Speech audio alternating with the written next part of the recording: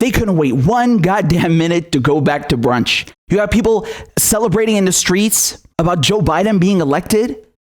What are you celebrating? This guy bombed us. This guy bombed my country. He destroyed the Middle East. He locked up millions of black people in America.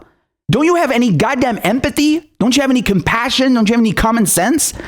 Has everyone lost their collective fucking minds?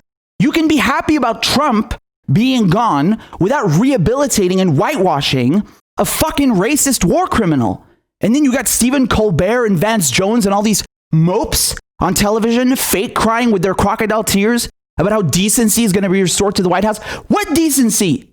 What character? This guy spent his entire life trying to screw over the working class, trying to screw over people of color. Why don't you go look at pictures of kids in Iraq, in Fallujah, born with birth defects because of the war that Joe Biden started, and come and tell me about what decency is, you war criminal rehabilitating motherfuckers.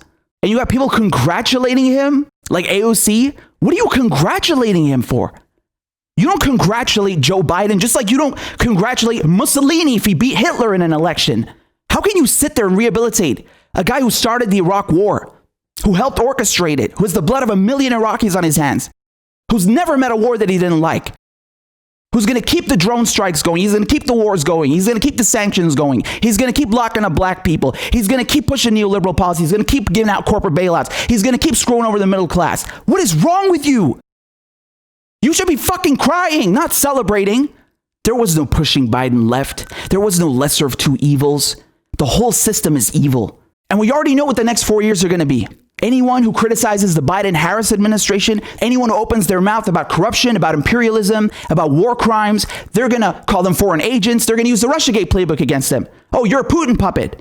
And for the rest of the world, it's the same old, same old. They're going to keep bombing us. They're going to keep killing us. They're going to keep drone striking us, putting sanctions on us. And no one is going to give a shit.